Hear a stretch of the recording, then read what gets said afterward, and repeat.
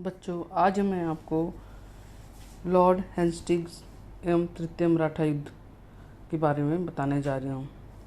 तृतीय आंग्ल मराठा युद्ध वो था जिसके द्वारा भारत में मराठा साम्राज्य की समाप्ति होगी। संपूर्ण भारत पर किसका अधिकार हो गया? अंग्रेज़ों का अधिकार हो गया। मतलब ये मराठा जो तीसरा युद्ध हुआ मराठों से, इसमें जो एक मराठा ऐसी शक्ति थी जो अंग्रेज़ों से लोहा ले सकती थी, इस युद्ध के द्वारा उसे भी परास्त करके उसे भी कोई भी ऐसी शक्ति नहीं बची। मराठा शक्ति भी अंग्रेज़ों से हार गई और अंग्रेज़ों ने उनके अधिकांश क्षेत्रों पर अधिकार कर लिया। तो इसकी शुरुआत कैसे हुई? लॉर्ड वेलेस्ली ने ही मराठाओं से संधि करके उन्हें परास्त करना शुरू कर दिया था और उसी की जो कार्यनीति थी उनको पूर्ण रूप किसने किया? हेस्टिंग्स ने पूरा किया। तो अगस्त 1805 में वेलेस्ली भारत से चला गया। उसके स्थान पर लॉर्ड कॉर्नवालिस को पुनः भारत भेजा गया। मतलब 1805 में वेलेस्ली चला गया भारत से, उसके बाद कॉर्नवालिस को भेजा गया, लेकिन कॉर्नवालिस की कुछ महीनों बाद ही मृत्यु हो गई। बाद में इसे जॉर्ज बालो को गवर्नर नियुक्त किया गया। कॉर्नवालिस और जॉर्ज बालो दोनों ही राज्यों के प्रति हस्तक्षेप नीति का पालन किया। मतलब दोनों ही उदार थे, हस्तक्षेप नीति का पालन किया और मराठों के प्रति उदारता की नीति दिखाई। तो फलस्वरूप 22 नवंबर 1805 को सिंधिया से एक नई संधि की गई, जिसके अनुसार उसे ग्वालियर और गोहद के दुर्ग तथा उत्तरी चंबल का भूभाग लौटा दिया गया। मतलब कॉर्नवालिस और जॉर्ज बालो दोनों ही उदार व्यक्तित्व थे, दोनों ने हस्तक्षेप की नीति अपनाई और इन्होंने सबसे पहले उन्होंने क्या किया? मराठों को नई संधि की और नई संधि के 22 नवंबर 1805 को नई संधि की, जिसके अनुसार ग्वालियर, गोहद, दुर्ग के उत्तरी चंबल का भूभाग किसे लौटा दिया? सिंधिया को लौटा दिया। कंपनी ने राजपूत राज्यों को अपने संरक्षण में लेने का विचार त्याग दिया। फलस्वरूप राजपूत राज्यों पर पुनः मराठा प्रभाव स्थापित हो गया। इस प्रकार 7 जनवरी 1806 को होलकर के साथ भी संधि करके उसके अधिकांश क्षेत्र, पहले तो सिंधिया को उसके क्षेत्र ग्वालियर, गोहद के लौटाए। उसके बाद किसे संधि की? होलकर से 7 जनवरी 22 नवंबर 1805 को सिंधिया से संधि की। उसके बाद 7 जनवरी 1806 को होलकर के साथ संधि की और 1807 में लॉर्ड मिंटो गवर्नर जनरल बन के आया। उसने भी हस्तक्षेप नीति का अनुसरण किया। इन तीनों की नीतियों के परिणाम से मराठों ने अपनी पुनः शक्ति को संगठित कर लिया। मतलब कॉर्नवालिस, जॉर्ज बार्लो और लॉर्ड मिंटो तीनों ही हस्तक्षेप नीति का समर्थन, उदार नीति का समर्थन करते थे। सबसे पहले सिंधिया को उनके दुर्ग ग्वालियर का, गोहद के दुर्ग लौटा दिए। उसके बाद होलकर के साथ संधि करके उसके अधिकांश क्षेत्र लौटा दिए। फिर इन तीनों की नीतियों के कारण ही मराठा शक्ति पुनः संगठित होने लगी। इधर पिंडारी, जो कि आराम से मराठों के सहयोग थे, अपनी स्वयं की शक्ति को बढ़ा देते थे। ऐसी परिस्थितियों में लॉर्ड हेस्टिंग्स गवर्नर जनरल बनकर भारत आया। लॉर्ड हेस्टिंग्स मराठा शक्ति को पूरी तरह समाप्त कर राजपूत राज्यों पर ब्रिटिश संरक्षण स्थापित करना चाहता। मतलब 3 थे जो लॉर्ड कॉर्नवालिस, जॉर्ज बार्लो और लॉर्ड मिंटो, तीनों ने उदार नीति अपनाई और इनके फलस्वरूप मराठा शक्ति पुनः संगठित हो गई। लेकिन पिंडारी, जो पहले से ही मराठों के सहयोग रहे थे, अपनी परिस्थितियों के कारण अपनी शक्तियों को बढ़ा रहे थे। तो 1813 में लॉर्ड हेस्टिंग्स गवर्नर जनरल बनकर आया और उसने मराठा शक्ति को पूरी तरह समाप्त करने का निश्चय किया और राजपूत राज्यों पर ब्रिटिश संरक्षण स्थापित करना चाहता था। लॉर्ड हेस्टिंग्स ने सर्वप्रथम पिंडारियों की शक्ति को नष्ट करने की योजना बनाई, क्योंकि उसे भय था कहीं पिंडारी मराठा को पक्ष लेकर युद्ध आरंभ नहीं कर दे। अतः पिंडारियों से युद्ध करने से पूर्व 27 मई 1816 को भोंसले के साथ, 5 नवंबर 1817 को सिंधिया के साथ समझौता किया गया। इस समझौते में उन्होंने पिंडारियों को चलने के लिए अंग्रेजों को समर्थन देने का वादा किया तथा सिंधिया ने चंबल नदी से दक्षिण पश्चिम के राज्यों पर से अपना प्रभाव उठा लिया। मतलब किसने? लॉर्ड हेस्टिंग्स ने आते ही संधिया शुरू की। सबसे पहले पिंडारियों, उसको ये डर था कि पिंडारी के मराठों से नहीं मिल जाए और मिलकर मराठों को पक्ष लेकर युद्ध आरंभ नहीं कर दे। अतः पिंडारियों से युद्ध करने से पूर्व 27 मई 1816 को भोंसले से संधि की। उसके बाद 5 नवंबर 1817 को सिंधिया के साथ समझौता किया और उन्होंने पिंडारियों को चलने के लिए अंग्रेजों को समर्थन देने का वादा किया। सिंधिया ने चंबल नदी से दक्षिण पश्चिम के राज्यों पर अपना प्रभाव उठा लिया। तीसरा आंग्ल मराठा युद्ध। तृतीय आंग्ल मराठा युद्ध कहाँ से शुरू होता है? बसंत की संधि द्वारा यद्यपि पेशवा अंग्रेजों की अधीनता स्वीकार कर, किंतु वह इस अधीनता से मुक्त होना चाहता था। इसलिए पेशवा ने सिंधिया, होलकर और भोंसले से गुप्त रूप से बातचीत करने, मतलब ये कहा कि तीनों चारों शक्तियाँ थी, पेशवा, सिंधिया, होलकर और भोसले। ये आपस में मिलजुल कर गुप्त रूप से बात कर रहे थे। पेशवा ने अपनी सैनिक शक्ति को सुदृढ़ करने का प्रयत्न किया। इस समय पेशवा तथा गायकवाड़ के बीच खंडनी खिराज के संबंध में झगड़ा चल रहा था। अतः इस संबंध में बातचीत के लिए गायकवाड़ का एक मंत्री गंगाधर शास्त्री अंग्रेजों के संरक्षण में पुनः गया। पेशवा अंग्रेजों के विरुद्ध गायकवाड़ से सहयोग, किंतु गंगाधर शास्त्री अंग्रेजों का घनिष्ठ मित्र था, अतः उसने पेशवा से सहयोग से इनकार कर दिया। और ऐसी स्थिति में पेशवा के एक विश्वसनीय मंत्री त्र्यंबक जी ने धोखे से गंगाधर शास्त्री की हत्या करवा दी।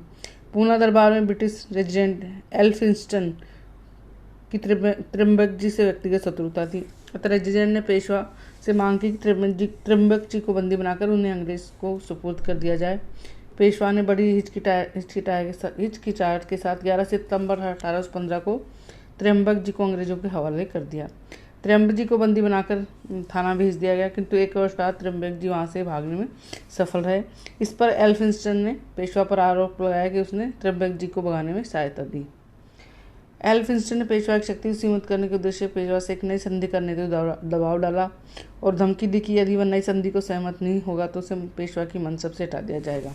मतलब एल्फिंस्टन ने क्या किया, किस पर दबाव डाला, पेशवा पर दबाव डाला। उसने कहा कि अगर वो संधि नहीं करेगा तो उसे पेशवा की मनसब से हटा दिया जाएगा। अतः भयभीत होकर 13 जून 1817 को पेशवा ने अंग्रेजों से नई संधि, पूना की संधि कर ली। कब हुई? 13 जून 1817 को पेशवा के पूना की संधि हुई। इस संधि के अंतर्गत पेशवा ने मराठा संघ के अध्यक्ष पद को त्याग दिया। सहायक सेना के खर्च के लिए 33 लाख रुपए वार्षिक आय के भूभाग उसे अंग्रेजों को सौंपने पड़े। नर्मदा नदी के उत्तर में स्थित अपने राज्य के सभी भूभाग अहमदनगर का दुर्ग अंग्रेजों को सौंपना पड़ा। पेशवा ने त्र्यंबक जी को बंदी बनाकर अंग्रेजों को सौंपने का वादा किया। जब त्र्यंबक जी को अंग्रेजों को सुपुर्द न कर दिया जाए तब तक त्र्यंबक जी के परिवार को अंग्रेजों के पास बंधक के रूप में रखना स्वीकार किया। पेशवा ने बिना अंग्रेजों की अनुमति किसी अन्य राज्य से पत्र व्यवहार करने का भी वादा किया। तो ये पूना की संधि थी। पूना की संधि में उसे क्या क्या 33 लाख जो वार्षिक आय थी वो अंग्रेजों को सौंपना पड़ा।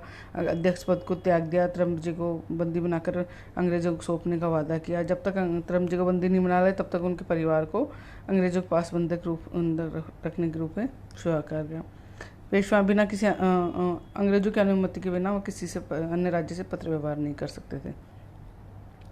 यद्यपि मराठा सरदार अंग्रेजों से अपमानजनक संधियां कर चुके थे, परंतु उन्होंने ये संधियां व्यवस्था के कारण की थी। वे उनसे मुक्त होना चाहते थे। पेशवा पूना की संधि के अपमान से आग में जल रहा था।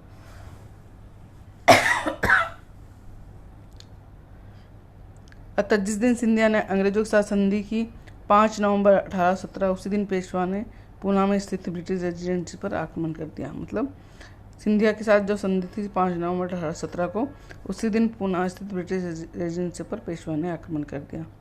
एल्फिंस्टन किसी प्रकार जान बचाकर भागा। पूना में 4 मील दूरी किरकी नामक स्थान पर ब्रिटिश छावनी में शरण ली।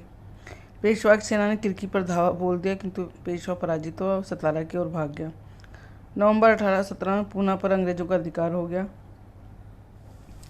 पेशवा द्वारा युद्ध आरंभ कर दिए जाने पर कुछ मराठा सरदारों ने युद्ध करने का निश्चय किया।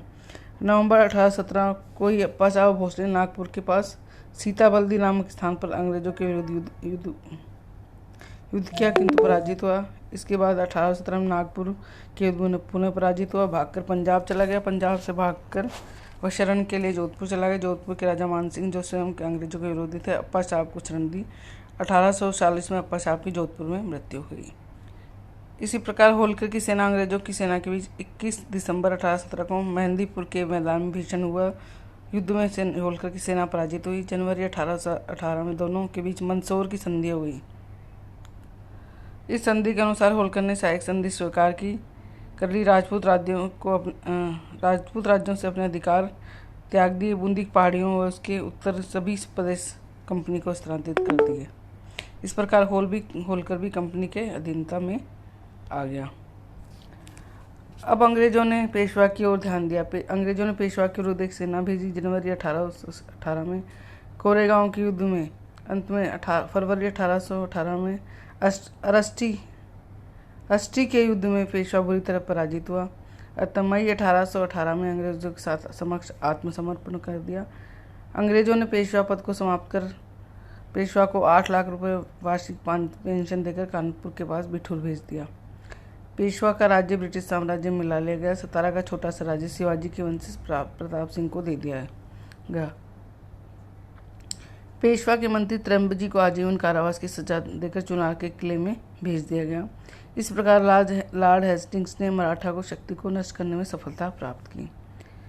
तृतीय मराठा युद्ध का महत्व है। तो यह मराठा का अंतिम राष्ट्रीय युद्ध था। इस युद्ध ने मराठा शक्ति का सूर्य सदा के लिए अस्त कर दिया। एक एक करके सभी मराठा सरदारों ने अंग्रेजों के सामने घुटने टेक दिए। इस प्रकार मराठा संघ ध्वस्त हो गया। भारत में अंग्रेजों की एकमात्र प्रतिद्वंदी शक्ति समाप्त हो गई, जिससे वह अब अंग्रेजों की सर्वोच्चता को चुनौती देने वाला कोई नहीं था। मतलब एकमात्र सर्वोच्च शक्ति समाप्त होगी, उनको चुनौती देने वाला कोई नहीं रहा था और मराठा शक्ति का सूर्य हमेशा के लिए अस्त हो गया। मराठा सरदारों ने अंग्रेजों के सामने घुटने टेक दिए। मराठों की इस पराजय के फलस्वरूप पेशवा, होलकर, सिंधिया, भोसले अपने राज्यों के अधिकांश भूभाग खो बैठे। राजपूत राज्य में मराठा का प्रभुत्व समाप्त हो गया। राजपूत राज्य मराठों के प्रभुत्व से निकलकर अंग्रेजों के प्रभुत्व में आ गए। मतलब पेशवा, होलकर, सिंधिया, भोसले अपने अधिकांश भूभाग अंग्रेजों को दे दिया और राजपूत राज्यों पर मराठों का प्रभुत्व समाप्त हो गया और उन पर किसका प्रभुत्व हो गया? अंग्रेजों का प्रभुत्व हो गया। प्रेमजी मयूर ने इस युद्ध के औचित्य को सिद्ध करते हुए लिखा है कि कंपनी की ओर से कोई आक्रामक युद्ध नहीं था तथा जिन क्षेत्रों को ब्रिटिश साम्राज्य में मिला जाने के साथ यह युद्ध समाप्त हुआ, भविष्य में शांति बनाए रखने के लिए आवश्यक था। लॉर्ड विलेस्ली ने मराठा शक्ति पर प्रहार कर उसे छीन कर दिया था तथा लॉर्ड हेस्टिंग्स ने मराठा शक्ति को धराशायी कर दिया। इसलिए कहा जाता है कि लॉर्ड हेस्टिंग्स ने विलेस्ली के कार्य को पूरा कर दिया और इस युद्ध के बाद कंपनी की भारत की सार्वभौम सत्ता बन गई। प्रिंसप ने ठीक ही लिखा है कि ब्रिटिश प्रभाव और सत्ता भारत में जादू की तरह फैल गई। मतलब तीसरा आंग्ल मराठा युद्ध में संपूर्ण सत्ता किसके हाथ में आ गई? अंग्रेजों के हाथ में आ गई और यह युद्ध निर्णायक